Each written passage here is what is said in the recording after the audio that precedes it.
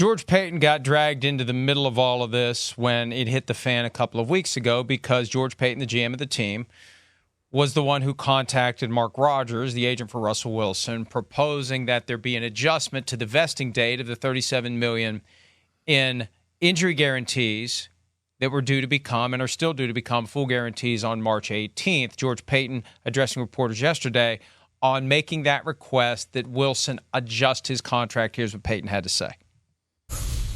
During the bye week, I did reach out to Russ's agent in a good faith and creative attempt to adjust his contract. We couldn't get a deal done. We moved on with our season. It didn't come up again. Fast forward week 17, Sean makes a change at the quarterback position. This was a football decision made by Sean, what he thought was in the best interest of the team.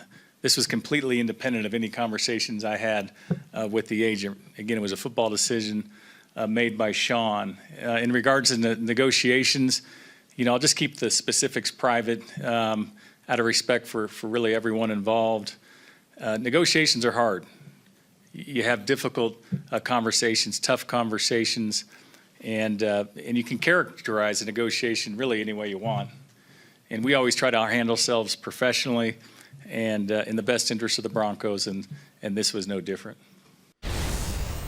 Now, to the extent that they try to compartmentalize business and football, I find it hard to believe that Sean Payton had no idea that George Paton went rogue, if that's what he did. Come on. I mean, Come on. There's two explanations. Either Payton knew that George Paton was proposing to Russell Wilson moving the $37 million vesting date from March 18, 2024 for his 2025 salary, or Payton didn't know.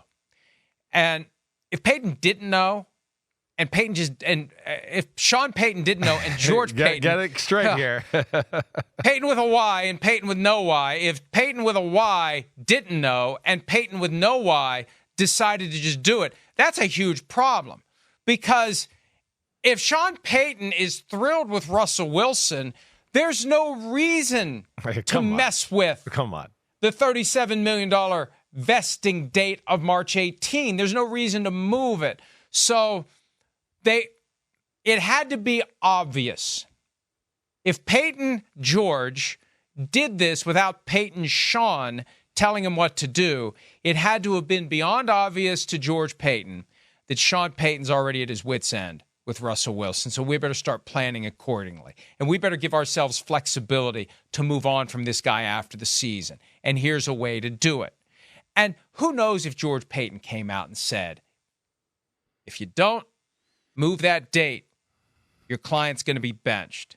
Maybe he just mentioned it. And, there's what's said and there's what's heard. And that's human interaction. There is frailty of human communication, happens all the time. What you say and what you hear. Yeah. And Mark Rodgers may have heard something. He hears the possibility of benching, and that becomes a big deal because they felt like that $37 million was already earned. It's just a matter of getting it. We're going to get it in 2025. My client will be getting $37 million in 2025. We're banking on that. What? You might take it away from me? So that creates a little bit of panic. It pisses you off. Money you thought you were definitely going to make, now all of a sudden you're not going to make, or you might not make it. And they're talking about benching you, and they're talking about... So I understand. I don't have any problem with what they did. I don't. And I don't know what the CBA violation would have been if you're exercising your rights under a contract that was negotiated at arm's length, and the terms are what they are. And if the coach decides he wants to bench the quarterback, so be it. But and if he's doing it to simply preserve that $37 million to make sure he doesn't emerge from the back end of the season with an injury and he can't pass a physical before March 18 and you're stuck with the $37 million, so be it. But I'm not buying this idea that you've got two separate worlds here that don't know what the other is doing. The only reason George Paton's starting down this path is he knows damn well there's no future between Russell Wilson and Sean Payton. Yeah, I mean, come on, seriously. Like, what is it, Geico right now with the challenge flag, right? When they bring it up, I wish we could bring that out right now, like challenge flag. Are you kidding me? Like, so like that's where, there's just sometimes where it's just ridiculousness where I just want to go, don't play me like you think I'm some idiot here. Come on now. Come on. You really want me to think Denver Broncos and George Paton, that the highest paid employee in your organization, the guy who is the de facto boss, you went on your own and didn't have a conversation with him and went, we're going to tell him we're going to strong arm him about his contract right now. Not even talk to the head coach, the guy that really has more power than anybody, and I know is only being paid less than Russell Wilson. We're not going to talk to him about that? Come on, get out of here. Of course Sean Payton knew of this. Of course they had conversations that led up to that conversation to go, wait, I'm not sure this guy's the guy. I don't like the direction this is going there. And that's where that conversation now sparks between George Paton and Russell Wilson's representation. It didn't just come from George Paton. This was after long consideration, conversation, evaluation of film, Sean Payton, what he has seen in meetings and practice, all of that came to a head right there where he was like, I don't know about this. And that's where that went, and we know where it's at now. And the interesting thing is, I think it's just who makes a play for Russell Wilson, what kind of play is made, what kind of money does he get out there, right?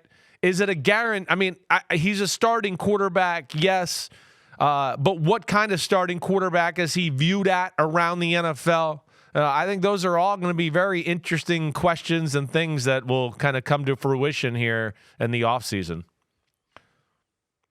And look, when this all first happened, I got the very distinct impression he would happily take a 1-year minimum contract of $1.21 million, stick the Broncos for the balance of the $39 million that he's due to make next year, fully guaranteed from Denver with offset language, $1.21 million they'd save if he goes somewhere else. Who knows? When he becomes a free agent, who knows what he's going to do?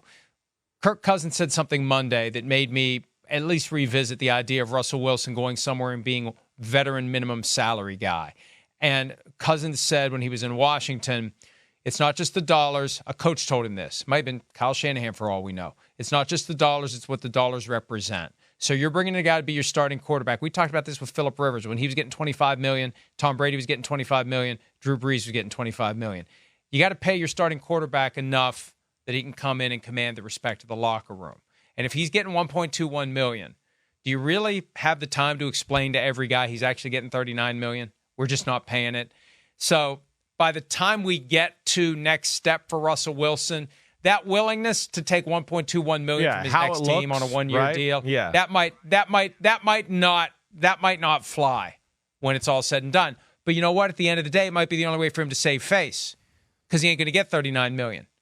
Well, so I mean, I take the ultra low, strategically take 1.21 to stick it to the Broncos and make sure, or at least hope, that my teammates understand I'm still I'm still the guy. It's just somebody else is paying me to be the guy, not the owner of this team. No, I hear you there. And I mean, we've seen Russell Wilson, who seems to be concerned with optics, right? I mean, he's we've seen that. Optics are important to Russell Wilson. He's a little bit of like what Sean Payton said before the year. Stop kissing babies and trying to be a politician and do all that.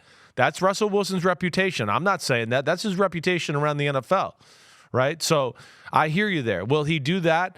I will say stuff like that filters through the locker room in a hurry, right? Those are things that guys do understand, and the money part of it there, where they know him in the first week. Oh wait, yeah, we're paying him $1.1 million or whatever it is, but he is getting $36 million from the Broncos. That'll filter quick. But yeah, we'll see where this goes. And what I find interesting is Sean Payton gonna steal Kirk Cousins? Because that would be awesome to do to Florio. Good luck fitting Kirk Cousins' contract under the salary. No, you're right. They won't. It'd be too much, right? With that money that they have to spend with that, rebuilding their team, you're right. But it did come to my brain yesterday, or after I heard Kirk Cousins talk the other day. You know what? I like it better than what came to my brain, which I said yesterday. What? If the Lions lose on Sunday night and they decide Jared Goff has taken them as far as they can, and they realize Kirk Cousins is from Michigan, that's a having the prospect of the Vikings becoming what the Lions have been for the last 30 years, that's